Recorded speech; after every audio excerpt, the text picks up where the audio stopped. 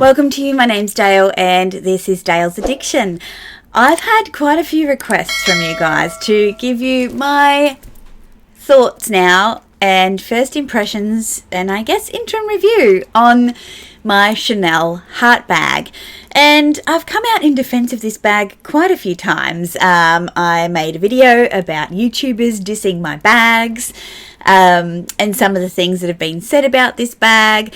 Obviously, there's been a fair bit happening on the YouTubes around some quality control issues with Chanel at the moment, so I want to touch on those, and with particular reference to Saki's video on her strap breaking effectively, and I think Mel from Purse on Fleek also commented on that when she revealed her Chanel heart bag as well. So I will link both of their videos below because, you know, if you're going to form an opinion on something, you probably want a few different perspectives, I'm assuming. Well, that's how I form opinions anyway. So yeah, I want to take you through how I use this bag. Also, every time I kind of post on Instagram with this bag, I'm like, haters gonna hate, because it is quite an alienating kind of bag.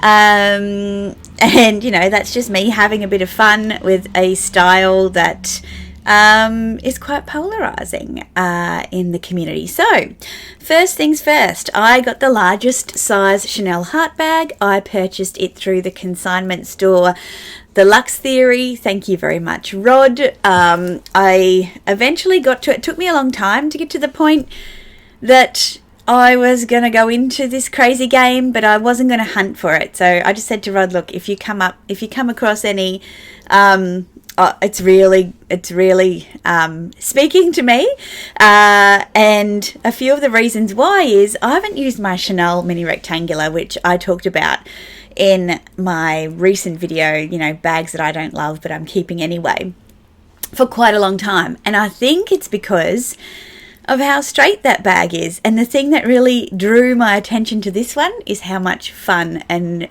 how whimsy it looks. And I've been using it in place of my mini rectangular. So I have been using it, and what have I been using it for? I used it for a day out and about in Melbourne. I have taken it to a few lunch dates and things like that, and yeah, it's kind of replaced my mini rectangular in that way. So let me take you over the bag. So as I said, it's the large one. I'm all over the place in this video because I'm not great at review videos. It's the large, and it's got this beautiful champagne gold hardware. It's in lambskin, I believe. On the back you can see that there's quite a large Mona Lisa pocket. It's quite tight, but it's no tighter than the pockets that you find on other mini bags from Chanel. Then you can see just the detail of how this bag has been pulled together and constructed. Back to, you know, some of the quality videos. It is insane how they've been able to create this bag. Lovely little detail here on one of the zipper pulls. It's a very smooth leather. A lot of people would be, you know, just so nervous about taking this out. For me, I wear all my bags and I love them. And then across the top, you can see the beautiful clean zipper line as well. You've got these little CC kind of rivets that hold the bag on, and this is where Saki had the issue where hers just popped out because the fastening on the other side wasn't attached tightly enough. You've got a chain. You can see mine's knotted. That would probably upset some people too, but I like to store mine or display mine on a hook, and sometimes I use it as a bit of a like little wristlet clutch. I love the chains on this bag, so I will often carry it like that, and I was using it just yesterday and I carried it like that, so that's why there's a knot in there. Nice smooth zip on mine, and I just keep it stuffed with all of the felt and the stuffing that came with it, because I think a bag like this probably needs some help with maintaining its shape. Oh, look out, there's a sticker in there that I haven't taken off. Hey, look at that. What a bonus. We got to do that together. So inside there's like the little Chanel plaque with the number on it. This one was made in France. I think they all were. There's a slip pocket, which is in a beautiful soft burgundy leather on that side, and the same on the other side.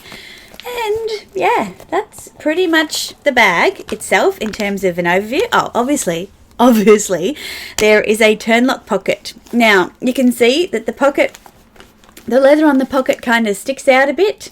For some people that might be an issue. For me, it's not. This little pocket here I use just to keep some cash in. Oh, there's cash in there now. Beauty. It's a pretty good size pocket. Like, you know, I can put my whole finger in there. Obviously the shape that it is, it's good for things like putting cards and that. You just got to remember that you put them in there, because if you don't, you could be very anxiously trying to find things that you have no idea where they are. So in terms of what fits, when I go out, I always just take my card holder. I think it's the most efficient way to pack a mini bag. Even if you could fit a bigger wallet in there, I wouldn't, because it just limits your ability to put other things in. So I kind of just Tetris things in. So I've got the card holder in there. I've got my Louis Vuitton 6-ring key holder. I've got my Apple AirPod Pros. I'll put them in the side. And then I've got my phone. This is a iPhone 13 Pro, not Pro Max. And I can kind of squish that in. Let me just maneuver my card holder. This is how much I think about things. I just make it work. So they're all in like that. And then I've got just a Dior lip glow that kind of sits on top. The reality for me is that I don't really keep my phone in my bag very much at all, if ever. It's usually always in my hand or a pocket or something. But I can close this bag up now. Just let me do that. Up in there. Okay, so bag's closed up. Yes, it's full, but there's no stress on any of the seams or anything like that. And that's pretty much all you can take in this bag. So I was asked in a Q&A as well, like, if a bag's not practical, but I love the shape of it, will I still buy it? And yeah, the answer is yes, of course. But pretty much that's it. If I can get away with it, usually I will leave...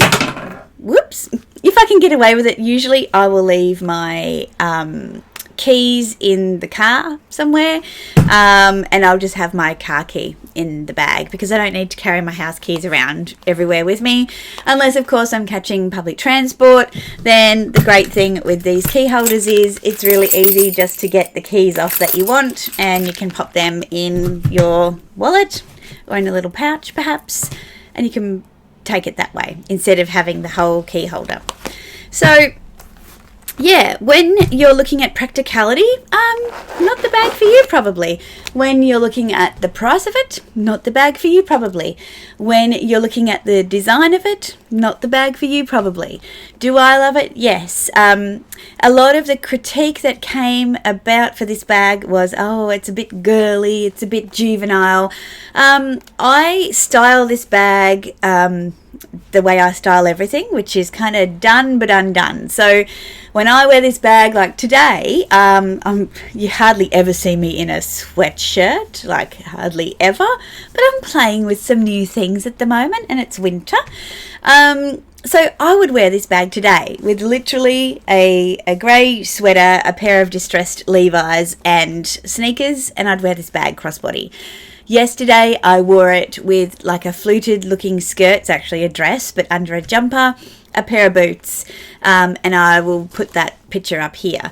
I wore this bag the other week with a black dress, green sweater, and a pair of Valentino boots, and really liked that look because everything was a little bit grungy, and then I had this bag and it sweetened it up quite a bit. Let me find some more looks to share with you with this bag. Oh yes, I wore it out with my paisley kind of floral dress when I went shopping recently with my neighbour. Again, with those black Valentino boots, I really like toughening it up. When I was in Melbourne, as I talked about before, I wore it with black jeans and a lilac jumper and my Burberry, and I actually wore this under my Burberry trench just to protect it in case any weather got on it or what have you, and I wore it crossbody, and yeah, I thought that was a really sweet look, so loved that as well. Yeah, so I think that this bag, if it's right for you, then you'll make it your own. It doesn't have to be girly. It doesn't have to be juvenile. It can, it can just be a part of your wardrobe and how you put looks together. And I like the juxtaposition of something that just doesn't quite fit. And this bag for me is quite often that. And I've only had it a couple of months, but I feel like I've used it enough to really enjoy it. Do I get a little bit worried that she might get marked? Yes, I do. And what I do in that case is when I take her out, I've got this kitschy little handbag butler thing that I bought from a gift shop for $30 years ago, so that I can just hang her on the edge of a table. Another reason why putting a little loop in the strap is great, and I can hang her and not have to worry about her getting banged about. As I mentioned, if I'm out and about for a day, then with this bag I would often put it underneath my coat. I'm not sure how this will go in the summer for me, given that it's black, but because it's a hat, I think perhaps I will wear it more than something that would be a little bit more serious. So I can't see any wear and tear that I have put on this bag. As you can see, that's just wear and tear waiting to happen. And there's nothing on there. I store it stuffed, and I also try and keep it off a surface. So I hang it from a little hook in my cupboard, so it hangs like that. Now, people might go, oh, but what about the strap, weakening and what have you? Well, let's have a look in here. So where the strap connects inside of the bag, there's like a little rivet, I suppose you could call it, rivet thing, on either side. And yeah, they're tight as tight. Like, I don't think that's going to go anywhere. So there's no wear and tear, and I think that says something for this bag. I mean, these are not everyday bags for most people. They are a luxury. They are a luxury investment, and so you take care of them. And now I've put a bit of fluff on there. You take care of them and you enjoy them, and I think that you can do both things at once. So overwhelmingly, I've had a wonderful experience with my Chanel heart bag. I have no complaints. I think it was worth me going through Rod to consign this to me. That won't be the case for everyone, but for me, it absolutely is. It's a good news story. Perhaps I've just been lucky and I scored a bag that doesn't have quality issues. I don't know. But yeah, for me, overwhelmingly, it's a great report for this bag. So let me know what you think. If you have it, if you've had quality issues, or if you haven't, what you think of how I style this bag. I'd be really interested to know that too. And yeah, just generally your thoughts on this video. So I hope this answered all your questions, Rosie and others who've asked me to do a review on this bag. You guys know I'm terrible at reviews, but I'm on Ban Island. What else am I going to talk about? My bags. So yeah, if you've liked this video, please give it a thumbs up. Consider subscribing if you haven't already. I put out videos on Wednesdays and Sundays, so I'll see you in my next one. Bye.